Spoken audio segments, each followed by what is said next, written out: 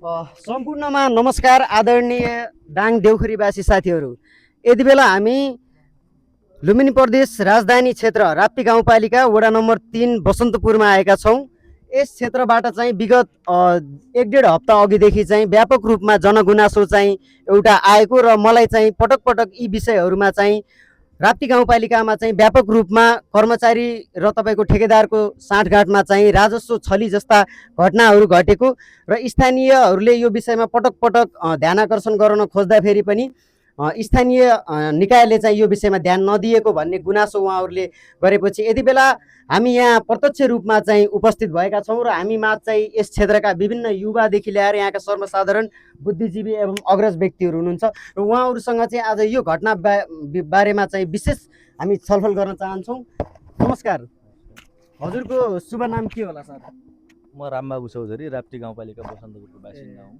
त्यही त। अनि के छ यो राप्ती गाउँपालिकामा जुन किसिमले तपाईँले वडा नम्बर 3 बसन्तपुरदेखि यो खुरुरिया जोड्ने दक्षिण स्तर उन्नति सडकको विषयमा एउटा राजस्व छली भयो, अलिकति तपाईँको मापदण्ड विपरीत काम भयो। वास्तवमा भन्ने हो भने ठुलोलाई चेन सानोलाई एन भन्ने एउटा नहुन पर्ने कुरो हो। हजुर, हरेक नागरिकको राज्यले घाँस बाँस कपासको दायित्व जिम्मेवारी छ।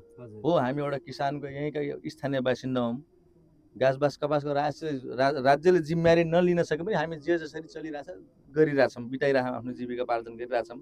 तर राप्ती गाउँपालिकाको बासिन्दा भएको नाताले र म एउटा राप्ती 3 बासिन्दाको हैसियतले म राप्ती गाउँपालिका चक्रपथ रिङ रोड जुन खुरुरियादेखि बसन्तपुर जोड्ने बाटो बनिरहेको थियो, यो बाटोमा तपाईँको हरेक नागरिकलाई राप्ती गाउँपालिकाको 1 देखि 9 नम्बर वाडाका हरेक योजनामा असार मसारमा 82-83 को योजनामा हरेक व्यक्तिसँग हरेक योजनाको अध्यक्षहरूसँग राजस्व कटौती गरी मात्रै भुक्तानी गरियो। तर करोडौँको योजनामा के कति कारणले राजस्व दाखिला भएन त? के ठुलो मान्छेले राजस्व नतिर्न पर्ने हो? निर्माण व्यवसायीले कि राजस्व नतिर्न पर्ने हो? हरेक ठाउँमा निर्माण व्यवसाय यहीँ छ। तपाईँको प्रदेश लुम्बिनी प्रदेश नम्बर 5 मा तपाईँको भालुबाङदेखि धानखोलादेखि लिएर लमहीसम्मको ठुलो योजना उसले राजस्व तिरेर काम गरिरहेछ। हामी पनि राजस्व तिरेर काम गरिरहेछौँ। तर एउटा नीतिगत नियमले सबैलाई बराबर हुनपर्छ, मेरो माने त त्यो हो। यो विषयमा चाहिँ तपाईँहरूले आजभन्दा पहिला यस क्षेत्रका स्थानीय निकाय वा तपाईँको अग्रज बौद्धिक व्यक्तिहरूसँग चाहिँ यो समस्याको विषयमा छलफल वा यसको चाहिँ तपाईँको एउटा प्रश्न चाहिँ स्थानीय पालिकासँग तपाईँहरूले गर्नु भएको छ कि भएको छैन? उहाँहरूसँग चाहिँ तपाईँले यो विषयमा गुनासो राख्नु भएको छ कि भएको छैन? पालिकालाई बारम्बार हामीले भनिरहेको पनि छौँ।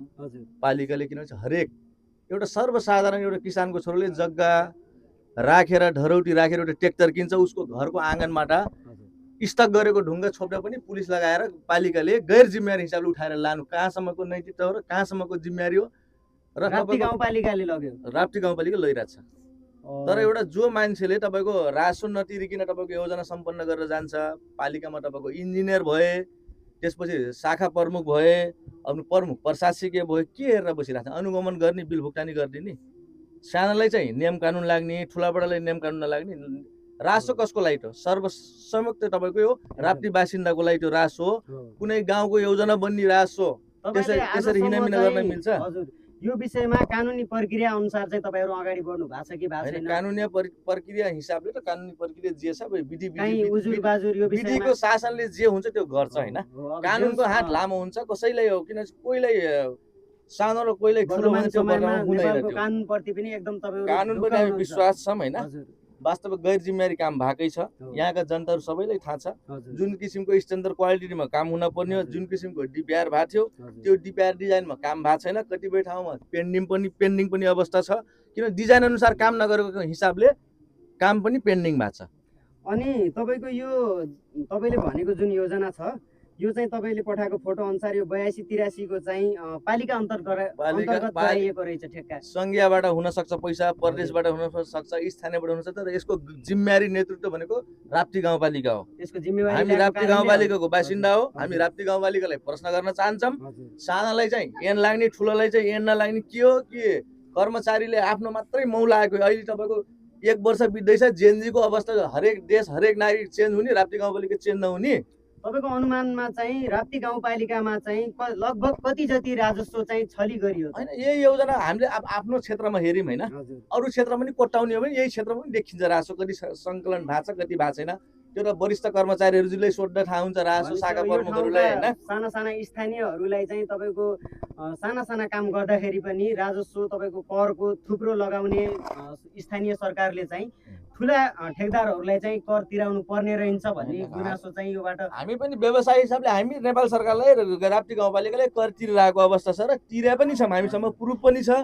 तर हामीलाई किन चाहिँ प्रतिरोध र प्रतिस्पर्धा साधेको वातावरण पनि क्रिएट गरेका छन् होइन। तपाईँहरूको माग भनेको नियम कानुन सबैको लागि बराबर बराबर हुन हुनुपर्छ, पर्छ। कसैलाई ऐन कसैलाई चयन गर्नु त्यो हुँदैन। हुँदैन वर्तमान समयमा चाहिँ नयाँ सरकारसँग पनि म तपाईँ यति कतिको मात्र आशावादी म हुनुहुन्छ? होइन वर्तमान सरकारसँग आशावादी छौँ, तर बालेन सरकारसँग कतिको आशावादी हुनुहुन्छ? आशावादी छौँ हामी है, त्यो आशा पुरा होस् होइन। तर एउटा कुरो म यो पनि भन्न चाहन्छु, राप्ती गाउँपालिका हाम्रो प्रमुख अध्यक्षजी हुनुहुन्छ, उहाँ चाहिँ जिम्मेवारीपूर्वक यदि दोषी कर्मचारी छ भने बचाउमा लाग्न हुँदैन, राप्ती उनलाई गाउँपालिकामा कारबाही प्रक्रिया अगाडि बढाउन पर्छ। यो दाङ जिल्लामै सबैभन्दा उत्कृष्ट पालिका पनि होइन भनिएको उत्कृष्ट छ। लेख्दैमा उत्कृष्ट हुँदैन कि वास्तविक त्यो कोटाले पनि उत्कृष्ट छ छैन त्यो एउटा हो? समयले पनि बताउँछ र तपाईँको हरेक क्षेत्रमा छ होइन। हजुर। आफ्नो एउटा आँगन बनाउनेमा उत्कृष्ट हुँदैन, अनि समग्र हिसाबले हेर्न पर्यो। अब यो ठाउँका चाहिँ यो अभियान वा यो लडाइँमा चाहिँ होइन यो अभियान जारी रहन्छ। हजुर आज 3बाट सुरु भयो, आगामी 9वटै पालिकामा 9वटै वार्डमा चाहिँ आगामी अभियान दिनमा चाहिँ यस घटनालाई लगेर कसरी प्रस्तुत हुने विषयमा सोचिरहनु भएको छ? तपाईँको नियम कानुन हिसाबले जे राज्यको नीति नियम छ, कानुन छ, विधिका शासन छन्, त्यो लागू गर्नै पर्छ र लागू हुन पर्छ भन्ने मेरो मान्यता हो। वर्तमान अब अन्तिममा चाहिँ हाम्रो देशको जुन अहिले त्यत्रो होइन जेनजी आन्दोलन पछिको नयाँ सरकार जुन त्यो चाहिँ सर्वसाधारण जनताहरूको सरकार भन्छ, गरिबहरूको सरकार भन्छ होइन, हामी युवाहरूको खै, सरकार, त्यो- त्यो त्यो- सरकारसँग त्यो चाहिँ म- तपाईँले अन्तिममा के माग राख्न अन्तिम चाहनुहुन्छ? विकल्प यहाँबाट भएन भने प्रदेश छ, प्रदेशबाट सङ्घ छ होइन, हजुर जहाँसम्म पुग्न पर्ने हुन्छ। किनभने चाहिँ दोषीलाई कारबाही हुन पर्छ, मेरो मान्यता हो। किनभने चाहिँ हाम्रो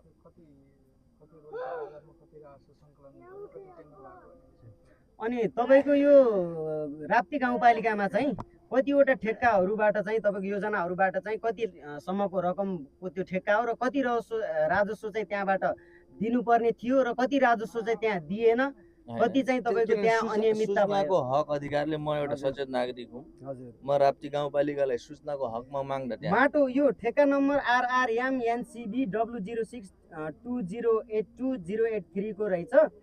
यो माटोको क्वान्टिटी चाहिँ कति थियो होला सर? माटो घन्टीले 12-13,000 भनेको 14,000 हुन्छ समथिङ। यसको त तपाईँको 12,77,000 भ्याट चाहिँ यसको बुझाइएको छैन। भ्याट बाहेकको हो त्यो। तपाईँले पठाएको त्यो एउटा पत्र पनि छ सूचनाको हक अनुरूप सूचनाको पालिकाबाट अधिकार मागेको। तपाईँहरू मागेको खण्डमा मैले पठाउनु पर्ने हुन्छ। हजुर। मैले पठा पनि छु, दाखिला छैन त्यसमा कुनै पनि, न ग्रेभलको दाखिला छ। यसमा चाहिँ तपाईँको अब ग्राभेल र माटो गरेर नि यहाँ त 18-19 लाख 19.5 लाख त यही दुईटामा मात्र छ। होइन, त्यो 19 लाख एउटा राजस्व भयो। हजुर।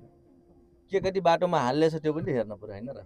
बाटो त्यहाँ चाहिँ अनुगमनको लागि त्यो जुन बाटो बन्दै गर्दा यहाँबाट स्थानीय सरकारबाट कुनै प्रतिनिधि त आउनु भयो होला नि त्यहाँ होइन, स्थानीय अनुगमनको लागि? प्रतिनिधिहरू उहाँहरू अब उपाध्यक्षहरू समेत टिम आउनु भएको थियो भन्ने कुरो छ होइन। अनि बाटो चाहिँ मापदण्ड अनुसार भएको छ मापदण्ड त? त्यो यतिकै डाउन लेभलको बाटो हो, त्यसलाई अप लेभल भनेर माटोको क्वान्टिटी राख्यो, तर माटो नहाल्ने।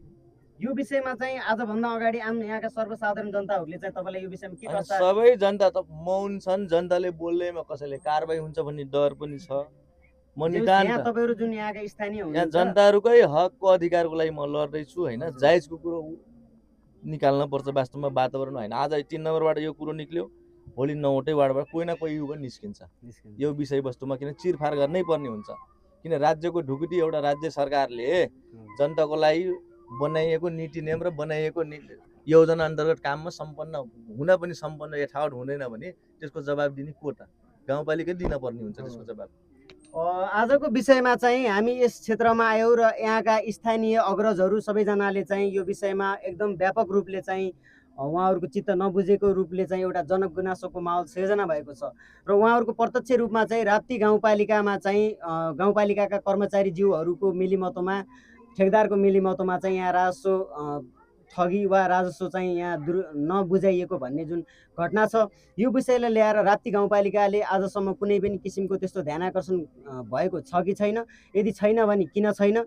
किनकि पालिकाबाट चाहिँ यति ठुलो एउटा बजेटको तपाईँको योजनाको चाहिँ राजस्व बुझा छ कि नै भनेर स्थानीयहरूले सूचना माग्दाखेरि चाहिँ पालिकाले बुझाएको छैन भनेर चाहिँ बगैँदा पालिकाको स्ट्याम्प लगाएर दिएको छ। त्यो पत्र पनि हामी यो भिडियोमा तपाईँहरूलाई देखाउनेछौँ र त्यो पत्रमा भने अनुरूप यति ठुला ठुला योजनाहरूको चाहिँ पालिकामा स्थानीय तहहरूमा कर तिर्न नपाउने, उहाँहरूले भनेको जस्तै ठुला ठेकदारहरूलाई चाहिँ तपाईँको ठुला बडा मान्छेहरूलाई चयन गरिने र हामी जस्ता सर्वसाधारण उहाँहरू जस्ता होइन भुइँवर्गका हामी किसानका छोराछोरीहरूलाई चाहिँ यो राज्यले सधैँ करको थुप्रो थुपारिरहने, तपाईँको किसानहरूमाथि चाहिँ एक किसिमको करले गर्दा पनि आज कयौँ नेपाली जनताहरू चाहिँ फ्रस्ट्रेट भएका छन्, मानसिक रूपमा दुखी भएका छन्। यो अवस्थामा चाहिँ यसरी निर्लज्ज तरिकाले ठुलालाई ऐन र उहाँहरू जस्ता यस क्षेत्रका सार्वजनिक जनताहरूलाई चाहिँ ऐन देखाउन थालियो भने यो पनि स्थानीय सरकार धेरैसम्म गैर जिम्मेवार भएको भन्ने कुरा चाहिँ हामीले यहाँ बुझ्न चाहन्छौँ।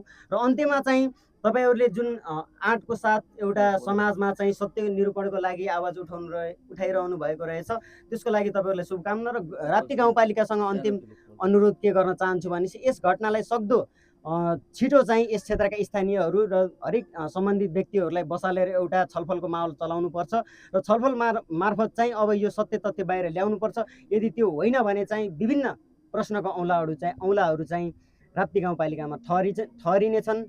अन्त्यमा के भन्न चाहनुहुन्छ? अन्त्यमा यति मात्रै भन्न चाहन्छु भनेपछि यदि आगामी दिनमा राप्ती गाउँपालिकाले यदि दाखिला राजस्व भएन भने त्यो दाखिलाको ब्याङ्क स्टेटमेन्ट चाहिन्छ, दाखिला भयो कि भएन, कुन नीतिले कसरी आयो र समय अवधिमा तिर्न पर्ने नीति नियम छ कि पछि तिर्न पनि मिल्छ, त्यो हेर्न पर्यो हामीले होइन। यदि त्यो लागू भएन भने आगामी दिनमा नौवटै